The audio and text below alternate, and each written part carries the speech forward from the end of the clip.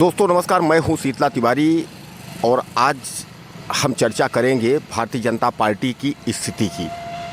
यानी 2024 आ रहा है, 2024 पहुंचने वाला है और 2024 में जो है सरकार एक बार फिर भारतीय जनता पार्टी की बन सकती है। ऐसा मैं नहीं, ऐसा उम्मीद कर रही है भारतीय जनता पार्टी। यानी मैं ये बात नहीं कह रहा हूँ, यह बात आपको मैं इसलिए बता रहा हूँ कि 2024 में अगर भारतीय जनता पार्टी सत्ता में आई तो प्रधानमंत्री कौन बन सकता है, इसी के बारे में आज हम आपसे जिक्र करेंगे।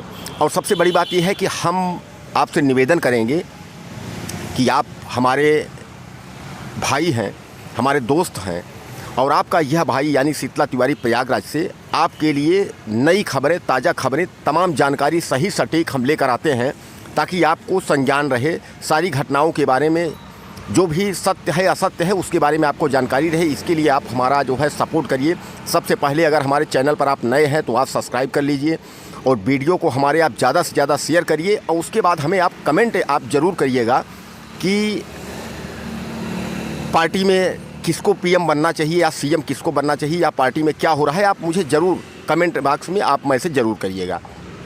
चलिए शुरू करते हैं। तो दोस्तों, एक बार अमित शाह प्रधानमंत्री बनने की पूरी तैयारी में जो है वो जुट गए हैं। आपको याद होगा पिछले महीने एक बैठक हुई थी जिसमें यूपी के तमाम नेताओं को बुलाया गया था और उसमें योगी आदित्यनाथ भी शामिल हुए थे। और उस बैठक में जातीय जनगणना जो चल रहा है, पूरे देश में बवाल चल रहा है, उसी के बारे में जो है ओबीसी को लेकर के और तमाम जो है चर्चाएं हुई थी। और उसमें योगी आदित्यनाथ को यह भी कहा गया था कि उत्तर प्रदेश में जो है जो ओबीसी वर्ग है उस पर थोड़ा सा ध्यान दिया जाए। अब इस बात को लेकर के ध्यान दीजिए, उसके बाद जो है अमित शाह ने जो है योगी को दिल्ली बुलाया, लेकिन योगी जो है वो दिल्ली जो है जाने को तैयार नहीं हुए। हालांकि योगी आदित्यनाथ को जो है आने वाले समय में यह बताया जा रहा है कि आप जो अभी 2024 का चुनाव होगा, इसमें आप जो है सांसद का चुनाव लड़िए और उसके बाद आप सांसद यानी दिल्ली पहुंचिए और आप जो है गृह मंत्री बनिए। ऐसा जो है आश्वासन और ऐसा तोहफा कौन दे रहे हैं? भारतीय जनता पार्टी के सबसे बड़े मुखिया जो है अमित शाह। अमित शाह का उद्देश्य ये है कि हम आडवाणी वाली गलती नहीं करना चाहते हैं, हम प्रधानमंत्री बनेंगे और योगी को जो है गृह मंत्री बनाएंगे। उसके बाद भविष्य में योगी प्रधानमंत्री बन सकते हैं। जैसा कि आप देख रहे हैं कि पॉपुलर नेता इस समय योगी आदित्यनाथ हैं और योगी आदित्यनाथ की जो मांग जो है वो पीएम के रूप में है, यानी प्रधानमंत्री के रूप में योगी आदित्यनाथ की मांग हर जगह उठ रही है। तो अमित शाह को यह पता है कि योगी आदित्यनाथ के अलावा कोई बचा नहीं है। गडकरी हैं, उनको किनारे लगा दिया गया है, शिवराज सिंह हैं, उनको किनारे लगा दिया गया है, कर्नाटक के नेता, यानी जो भी बीजेपी के जो चर्चित और चेहरे थे उन सबको जो है किनारे कर दिया गया है। अब ऑप्शन में केवल 3 चेहरे थे, यानी नरेंद्र मोदी और अमित शाह और योगी आदित्यनाथ। ये 3 चेहरे हैं जिनमें अब नरेंद्र मोदी की जो तैयारी है उनको जो है मार्गदर्शक मंडल में डालने की योजना बनाई जा रही है, जैसा मुरली मनोहर जोशी और आडवाणी के साथ हुआ। जैसे कि ये इनको जो है ये सीनियर नेता भी थे और इनको मार्गदर्शक मंडल में डाल भी दिया गया, इनका सम्मान भी बना है और ये किनारे जो है इनको कर दिया गया। वही दशा अब जो है आने वाले समय में, यानी 2024 के बाद जो चुनाव होने के बाद जब सरकार सत्ता में आएगी तो नरेंद्र मोदी के साथ होना है। अब ऐसे में सवाल उठता है कि अगर योगी आदित्यनाथ अगर दिल्ली जाते हैं तो यहाँ का सीएम कुर्सी कौन संभालेगा? तो मैं आपको बता दूं कि जो ब्रजेश पाठक है, जो इसमें डिप्टी सीएम है, उनका नंबर आ जाता है।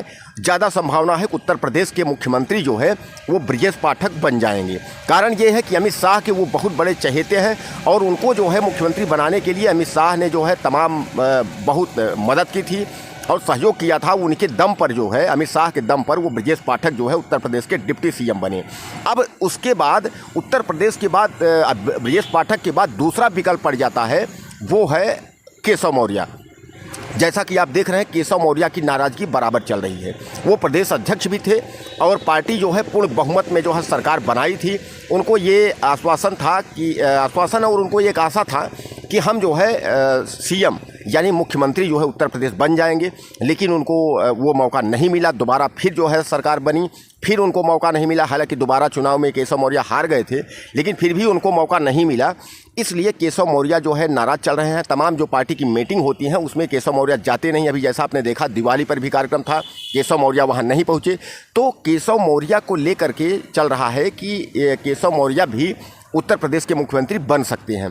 लेकिन अगर केशव मौर्य अगर चूक गए तो यानी ओबीसी का फिर कोई जो है वो नहीं रह गया, जो कि ओबीसी को लेकर के और तमाम जो है जाति जनगणना को लेकर के जो पूरे देश में चल रहा है, तो ओबीसी का जो वोट है उसको साधने में पूरी कोशिश की जा रही है। और उत्तर प्रदेश का चुनाव जो अभी 2024 में जो लोकसभा होने जा रहा है, पूरी कोशिश ये है कि लोकसभा चुनाव जो है वो जो है हमारे हाथ में आ जाए। उत्तर प्रदेश में ज़्यादा से ज़्यादा सीटें जो है, जो 80 सीटें हैं, 80 सीटों में ज़्यादा से ज़्यादा सीट जो है भारतीय जनता पार्टी की झोली में जाए। क्योंकि मैं आपको बता दूं कि उत्तर प्रदेश जो एक है वो जो है विधानसभा हो चाहे सांसद सीट हो, सबसे ज़्यादा है। और उत्तर प्रदेश का रास्ता जो है सीधे दिल्ली पहुँचाता है। यानी उत्तर प्रदेश का सीएम जो है वो सीधे पीएम की दावेदारी रखता है, जैसा कि योगी आदित्यनाथ इस समय पॉपुलर नेता हैं। लेकिन अब कहने का तात्पर्य ये है कि अगर नरेंद्र मोदी तैयार होते हैं तो पीएम पद जो है ये अमित शाह को मिल जाएगा। यानी अगर नरेंद्र मोदी ये कहते हैं कि हाँ ठीक है भैया, 10 साल हम जो है प्रधानमंत्री रह लिए, अब कुल मिलाकर के आप जो है 5 साल जो है आप भी रह लीजिए। अमित शाह ऐसा कह रहे हैं भैया 10 साल आप रह लिए, अब हमको भी मौका दो, हमको भी 5 साल रहने को। अगर ऐसी बात आती है, नरेंद्र मोदी तैयार होते हैं। वैसे भी नरेंद्र मोदी का जो 75 साल जो उम्र का ये तगाजा है, तो उम्र में भी 75 साल में भी वो पहुंचने वाले हैं। तो अब कुल मिलाकर के ये है कि आने वाले समय में जो ये आपके नरेंद्र मोदी हैं, ये पीएम पद पर जो है नहीं रहेंगे। पीएम पद से जो है ये हट जाएंगे, और पीएम पद से जब ये हट जाएंगे तो अमित शाह जो है वो प्रधानमंत्री बन जाएंगे। लेकिन जो योगी आदित्यनाथ को उन्होंने कहा, दिल्ली बुलाया, और दिल्ली बुलाने का उन्होंने लोभ यह भी दिया कि आप आ जाइए, उसके बाद आप जो है गृह मंत्री बन जाइए। लेकिन योगी आदित्यनाथ जो है वो तैयार नहीं है। योगी आदित्यनाथ दिल्ली जाने को तैयार नहीं है। इसका मतलब ये है कि जो सीएम पद है, उत्तर प्रदेश जो मुख्यमंत्री पद है, ये छोड़ने को योगी आदित्यनाथ तैयार नहीं है।